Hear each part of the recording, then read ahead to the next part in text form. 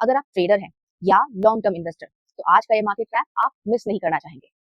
इस हफ्ते Sensex 2091 points गिरा, निफ्टी 23,767 पर बंद हुआ और लगातार 5 ट्रेडिंग सेशन से मार्केट प्रेशर में रहा। लेकिन एक बात मुझे पर्सनली काफी इंटरेस्टिंग लगी, ये कि मार्केट सिर्फ इसलिए नहीं गिरा क्योंकि सेलिंग हुई, बल्कि इसलिए गिरा क्योंकि कुछ बड़े रिजल्ट्स आने के बाद भी इन्वेस्टर्स को वो कॉन्फिडेंस नहीं मिला जो यूजुअली मिलता है। तो अब सवाल ये है कि ऐसा क्यों हुआ, और उससे भी इम्पोर्टेंट कि क्या ये सिर्फ एक टेम्पररी करेक्शन है या फिर आगे और वॉलेटिलिटी देखने को मिल सकती है। तो चलिए इस पूरी पिक्चर को स्टेप बाय स्टेप समझते हैं। सबसे पहला झटका बैंकिंग सेक्टर से आया और यहीं से पूरी कहानी शुरू होती है। आप सोच रहे होंगे कि सिर्फ बैंक्स ही क्यों, और अगर बैंक्स गिरे तो पूरा मार्केट कैसे गिर गया।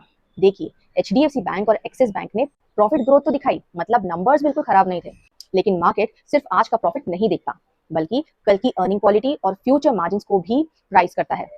मैनेजमेंट कमेंट्री से इन्वेस्टर्स को वो कॉन्फिडेंस नहीं मिला जो मार्केट एक्सपेक्ट कर रहा था, और इसी वजह से बैंकिंग स्टॉक्स में सेलिंग प्रेशर देखने को मिला। अब यहाँ एक और बात समझिए, बैंकिंग स्टॉक्स का निफ्टी और सेंसेक्स में सबसे बड़ा वेटेज होता है। इसीलिए जब बैंक्स प्रेशर में आते हैं तो उसका असर सिर्फ बैंकिंग सेक्टर तक सीमित नहीं रहता, बल्कि पूरे मार्केट में दिखाई देता है। लेकिन कहानी यही खत्म नहीं हुई। इसी बीच वेस्ट एशिया में बढ़ते टेंशन की वजह से ब्रेंट क्रूड $100 के ऊपर चला गया। And India, as we all know, oil import करता है, इसीलिए महंगा क्रूड इन्फ्लेशन और कंपनीज के मार्जिन पर प्रेशर डालता है, और इसी का असर ऑटो, एविएशन, पेंट्स और एनर्जी जैसे क्रूड सेंसिटिव सेक्टर्स पर भी देखने को मिला।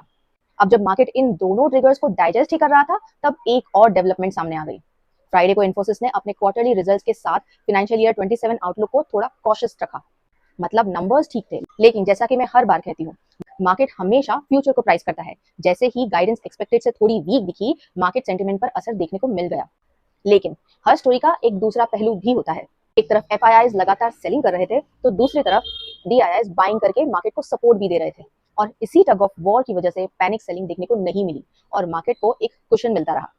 तो अब आगे क्या करें, क्योंकि असली टेस्ट अब शुरू होने वाला है। 27 जुलाई से 31 जुलाई के बीच 200 से ज्यादा कंपनीज अपने क्वार्टरली रिजल्ट्स अनाउंस करेगी, और वेडनेसडे सबसे बिजी दिन रहेगा।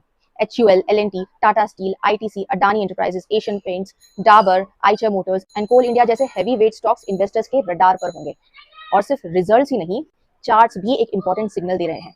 निफ्टी इस वक्त एक क्रूशियल सपोर्ट जोन के आसपास ट्रेड कर रहा है।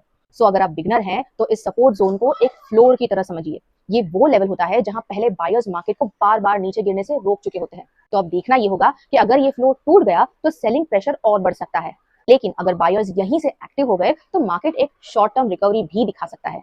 यानी मार्केट अब एक इंपॉर्टेंट डिसीजन जोन में खड़ा है, और पिक्चर को कंप्लीट करने के लिए एक और चीज पर नजर रखनी होगी। सिर्फ इंडियन अर्निंग्स ही नहीं, बल्कि ग्लोबल इवेंट्स भी इस हफ्ते का मूड डिसाइड करेंगे। माइक्रोसॉफ्ट, मेटा और एप्पल के क्वार्टरली रिजल्ट्स, साथ ही फेडरल रिजर्व की पॉलिसी मीटिंग एफआईआई सेंटिमेंट को डायरेक्टली इन्फ्लुएंस कर सकते हैं। इसीलिए इस हफ्ते सिर्फ हेडलाइंस मत देखिए, हर इवेंट को एक चेन की तरह देखिए। ग्लोबल सेंटिमेंट, कॉर्पोरेट अर्निंग्स और टेक्निकल लेवल्स तीनों मिलकर मार्केट का नेक्स्ट मूव तय करेंगे।